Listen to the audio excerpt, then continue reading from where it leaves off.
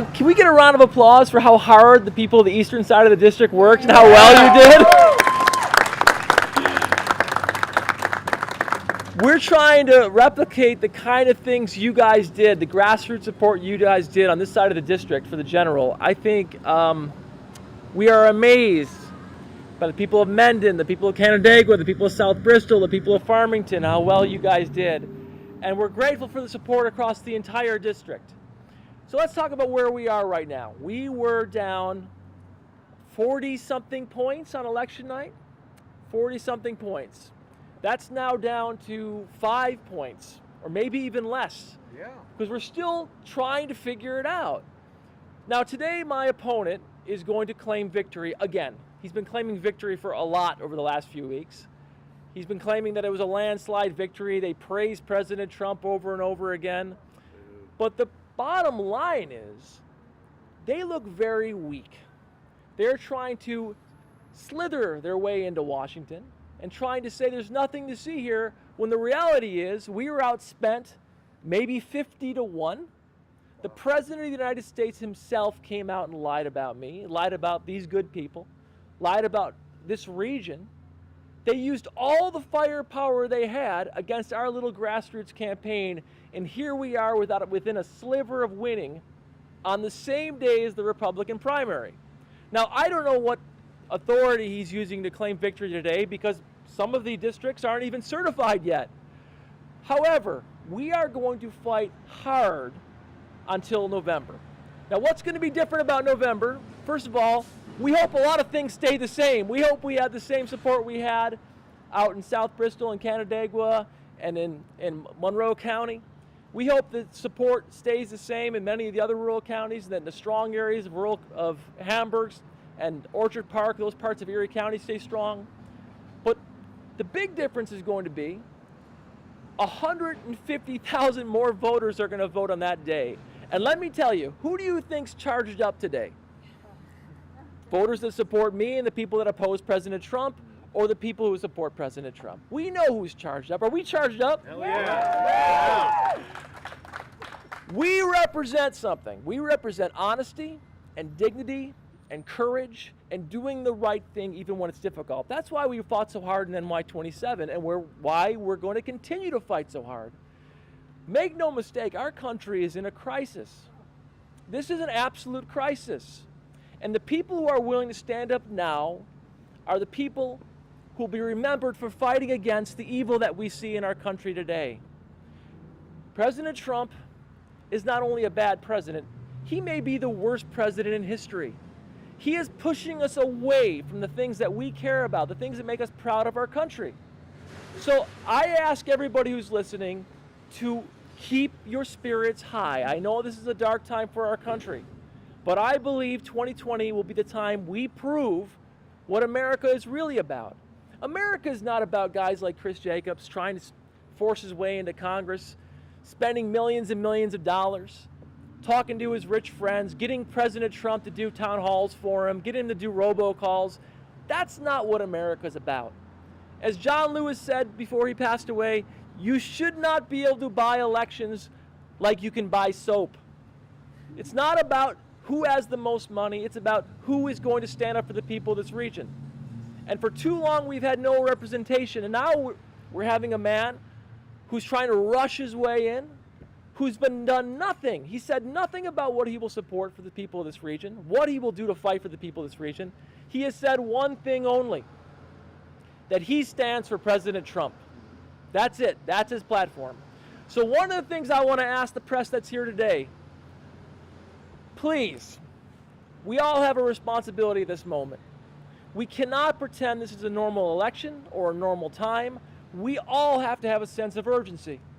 And the sense of urgency is to say to people like Chris Jacobs, what do you believe?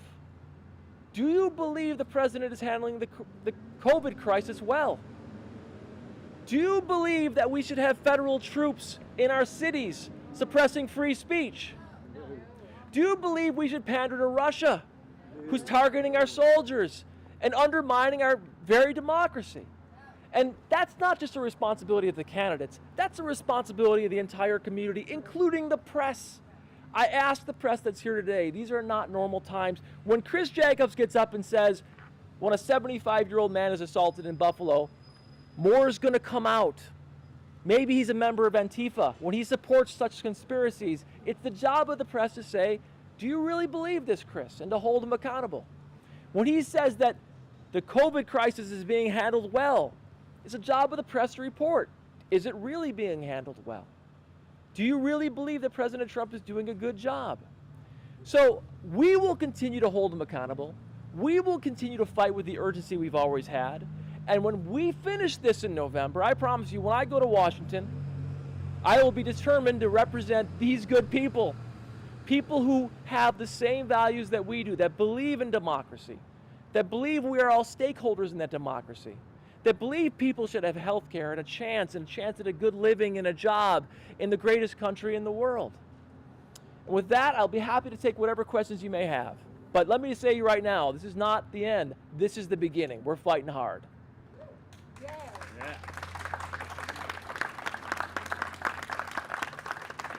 Any questions from anybody?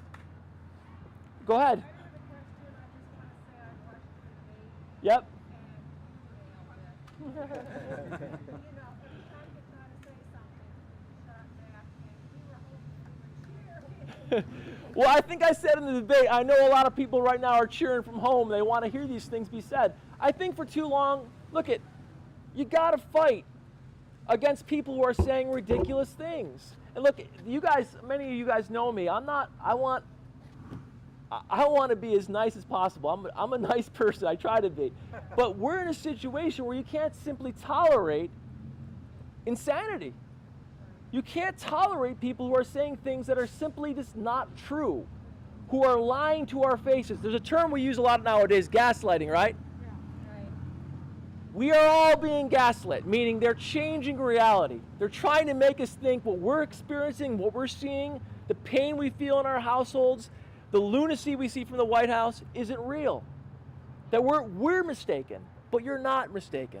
Trust your eyes. Trust your senses. Trust what you see and fight against it. I heard what you said about November and what's going to be different. If you could reiterate that again for us. Sure. What will be Well, first and foremost, I hope a lot is the same. Because in the reddest district, let me remind everybody, this district was designed for a ham sandwich to win as long as he got an R next to his name. And the fact that 2 elections in a row, the people of this district, even on the day of a Republican primary when President Trump lied about me, came out in huge numbers and voted for a Democrat, says that people are smarter than they think they are, than Trump thinks they are.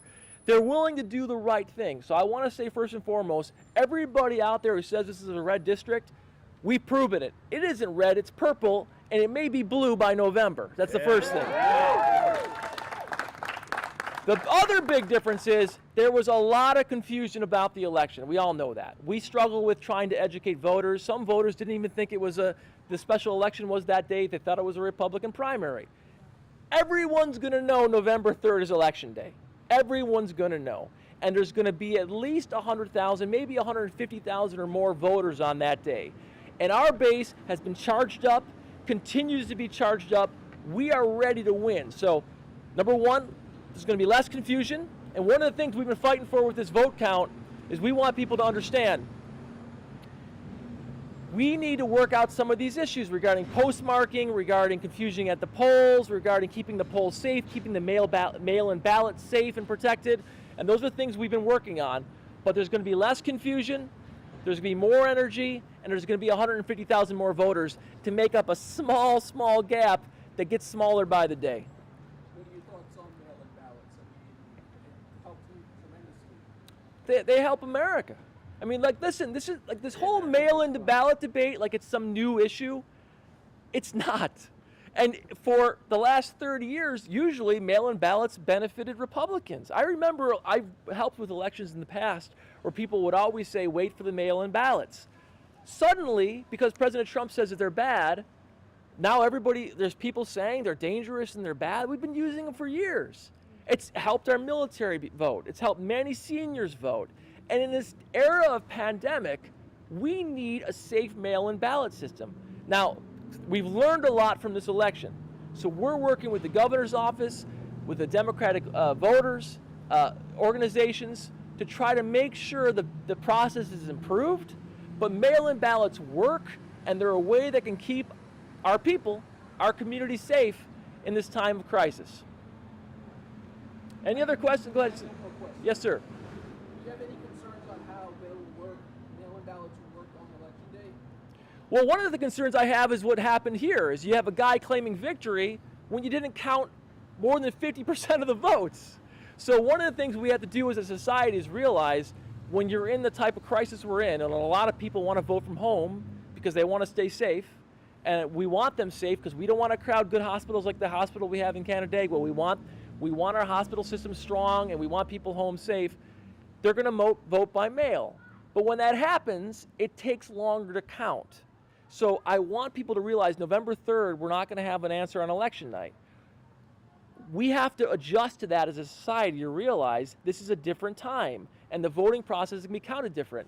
When I saw Jacobs and when I saw Nick Langworthy, and by the way, Nick Langworthy, if you're listening, how much money did you spend on this election? The state Republican Party spent, Lord knows how much money on this election. It's ridiculous. But Nick Langworthy was bragging about how advanced their system is and how great they did it as that this landslide victory. It isn't a landslide. National organizations are now saying it's an embarrassment for the Republican establishment.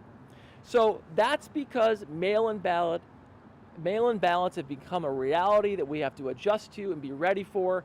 We need to improve the system, but it's a system that works, and it's a system that will work on November 3rd. Any other questions from anybody out there? Hey, good to see so many friends here today, by the way. Hey, yes, sir. First of all, we need a lot more men and women like you in Washington. Amen. As a country that they deserve, and as so many previous generations have worked and died so hard to provide for us. Question is, I sat in front of the TV watching the nightly news for the past couple of months and saw so many the same repetitive ad that Chris Jacobs had, and I did not see a single televised ad in response. Not that he should lead the debate, Yeah. but I saw nothing from you, sir. No, well, number one, what you said earlier, I can feel it in my heart and soul, and I want to make sure that I never let you down. And I'm grateful for your comments, and you seem like a very dignified and decent person, and I appreciate you saying that. Beyond that, the ads, yeah, listen, I'm not a millionaire. Most guys, if I go to Congress, I'll probably be the poorest guy in Congress. So we don't have endless money to spend on commercials. It's a terrible system that we have, that you have to spend so much money on commercials. The good news is we saved as much money as we possibly could to be strategic so that we can buy some commercials coming up in November. And we're going to do our best to fight back against their nonsense. Now, the ads they ran against me, look at Donald Trump. Can you imagine? Think about this. I'm a dad with 2 kids and a mortgage, and the President of the United States and the President of the United States' son and the head of the Republican Party and Elise Stefanik got on a town hall and said that I had negotiated trade deals and raised New York State's taxes. When did I have such powers? And like the fact that they ran these commercials to act like I have these powers to do these trade deals and send millions of jobs overseas, it shows you there's so much misinformation in America today. And back to that word gaslighting, they want us to believe in alternative reality. An alternative reality where whatever they say, no matter whether they have evidence or not, it's true. We have to resist that. And I know it's hard. I know some of you may be worn out already and may be feeling like, this is just too much. I don't want to watch the news. I don't want to be involved. But this is the time when you feel that to be more involved than ever. So I ask you again. The next 3 months is going to go by like this, and the next 3 months will determine, as this good gentleman said, the future of our children and our grandchildren and what America they live in. If President Trump wins, it'll be a horror for our country, and we can't not just say, well, they'll take care of that in Pennsylvania, or they'll take care of that in Ohio. It doesn't really matter in New York State. NY-27 is the birthplace of Trumpism. Chris Collins was the first person to support Trump in Congress. The head of the spokesperson for our health care right now, or health services in Washington, is who? Michael Caputo from East Aurora. He's a foreign agent, registered as a foreign lobbyist in Ukraine. He is. This is a guy who tried to create a misinformation campaign when Trump wanted to buy the bills. So I'll say it again: the birth of Trumpism is in NY-27. If we defeat Trumpism here, and that's what we need to do, it'll be a message not only for Western New York, but for the entire country that his jaded, twisted philosophy about what America is over forever. Because we just can't win. We have to stamp this fire out permanently and cover it with water and bury it forever. And to do that, I need you guys to be involved. That means making phone calls. That means knocking doors. Well, maybe not knocking doors so much this time, but talking to your friends at least within your bubble. But also contributing to the campaign where you can, because again, we're a grassroots campaign. But more than anything, what I'm asking people is make a list of your friends and family. Now, the reason why we're able to perform so well in NY-27 is because there's three groups. There's people who will never vote for us. I can't worry about that group. Then there's people that are with us, all of us right now. Then there's a huge chunk in the middle, and those are the people that don't vote or the people that can be persuaded. And those are our family and friends. So make a list of your family and friends. If we get those people, that huge group of people in the middle out, we're going to win. And when we win here, it'll help send a message for the entire country that Trumpism and people like Chris Jacobs who supported are it's gone, it's over. Now, Chris Jacobs, let's talk about him for a second. Let's say he does get sworn in under some twisted part of the law because the election has not been certified yet, so I don't know how he's going to get sworn in. But let's say he gets sworn in, and let's say something even worse happens. Let's say I lose in November. Well, there's President Biden is whether Trump knows it or not, he's going to be the president. And we're going to have, yep, that's right. We're going to have a Democratic Congress. And it looks like the Senate might flip too. What is a dinosaur, a relic from the Trump era, going to do for Western New York and Congress? Nothing. He will be a complete fish out of water. So this is a very important race, and I need you involved. Let me ask you one more time. Are you going to be involved? Yeah. That's right. So last question, and I'll end this. Any more? Last question. Yes, sir. Go ahead. I just got this email right now. It says Speaker Nancy Pelosi swearing in Congressman-elect Chris Jacobs of New York. Listen, he will have the shortest term as a congressman probably ever in the history of the United States. Because what we're going to do is fight him all the way until November and make sure people like him are not in Congress and going forward for NY-27. We're ready. Like I said, he can take this small victory lap because in November we're taking it all. And I promise you right now, we're going to fight to make sure it's the case. Thank you. Any other questions from anybody? Nate, Yeah, well, go ahead. what can you teach us that you have learned as a relatively new person in politics? What have you learned about what actually changes minds that we need to know about? You want to change minds in politics? Listen, I believe when you people value more than anything else sincerity. And even when they disagree with you, if you're true to who you are and you're sincere and you don't lie to them, they'll listen. And I think if you have a combination of respect and sincerity, if you look, anybody can see from a million miles away the pandering talking points that people often use and how to avoid controversy. I don't believe that works. I've been told over and over again, don't talk about President Trump. It doesn't help you in NY-27. But I've talked about him a lot, haven't I? And look, we're this close. And with a new electorate in November, and with the surge of interest in what's happening across the country, we're going to win. And we're going to win because people, even when they disagree with me, know I'm not going to lie to them. So talk to your friends in a way that's respectful, but never lie, and bring that sincere heart with you, and I think that's how you persuade people. Well, thank you so much, everybody. Keep optimistic. Keep your spirits high. We have 3 months. We have 3 months to make sure that Chris Jacobs has the shortest term in Congress ever, and I need you to help me do it. Thank you, everybody.